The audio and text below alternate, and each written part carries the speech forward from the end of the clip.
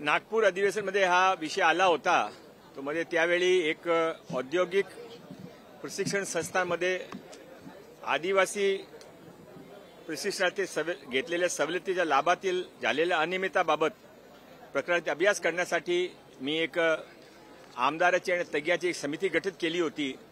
ती समितीने आपला अंतरिम अहवाल आज काल मीटिंगमध्ये दिला आणि मी आज ते विधानसभा आणि विधान परिषद दोघे ठिकाणी मांडला आणि त्यामध्ये प्राथमिक स्वरूपात 257 केसेस असे आढळले। त्यामध्ये इतर समाजाचे लोकांनी आदिवासीची नावावर लाभ घेतला।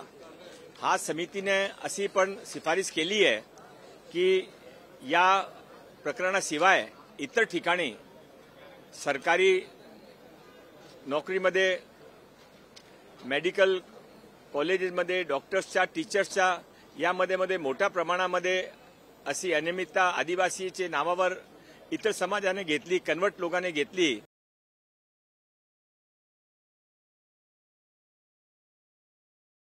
हा अंतिम प्रस्ताव ठेवल्यानंतर हा प्रस्तावामध्ये जे 257 केसेस आढळले आहे त्यावर योग्य कार्यवाही करावा अशी मी माननीय मुख्यमंत्री उपमुख्यमंत्रींना विनंती करणार आहे आणि त्यामध्ये अजून आपल्या पुरावा सापडले तर त्यावर आपण पोलीस केस पण करू।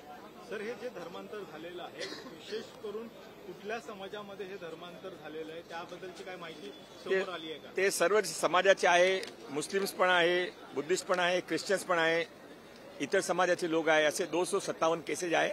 ते डिटेल रिपोर्ट आम्ही आज योजनेचा खरं तर प्रामुख्याने लाभ घेत होते हे उघडकीस आलेले आहे। ते आदिवासीचे रिझर्वेशनची जे सीट आहे आम्ही ते प्राथमिक स्वरूपामध्ये आमची ITI आहे, ITI मध्ये ते आदिवासीची ITI रिझर्वेशनची सीट आहे। त्यामध्ये ज्या लोकांनी प्रमाणपत्र आदिवासीचे खोटे दाखल करून लाभ घेतला त्याबद्दल हा समितीचे गठन केला होता। आदिवासीचे ITI मध्ये प्रवेश म्हणून मी सर्व केसेस ते संबंधित विभागावर पाठवणार आहे।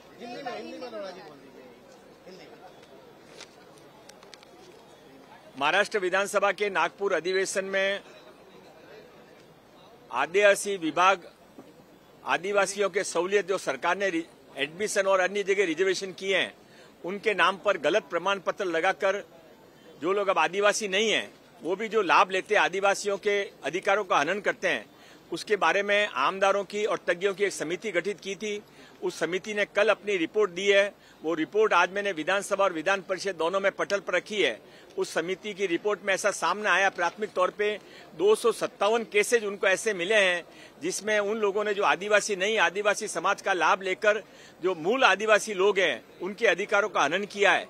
इसके अलावा समिति के पास ऐसे केसेज भी आए हैं कि जो कि सरकारी नौकरी के अंदर डॉक्टर्स के अंदर टीचर्स के अंदर भी आदिवासियों के रिजर्वेशन सीट पे नॉन आदिवासी ने या आदिवासी अब नहीं रहे हैं ऐसे लोगों ने फायदा लिया है। उसके बारे में भी योग्य कार्य की जाए ऐसे इस समिति की सूचना था। मैं संबंधित विभागों को वो भेज रहा हूं और ये जो 257 केसेज आए हैं इसके बारे में और ज्यादा जांच करके यदि हमको इसके बारे में योग्य लगा तो हम पुलिस कार्रवाई के लिए पुलिस में केसेज दाखिल कराएंगे। धन्यवाद।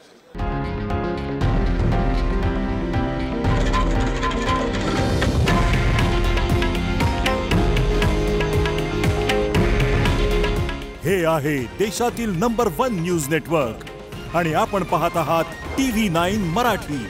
काळजी तुमची, हित महाराष्ट्राचं।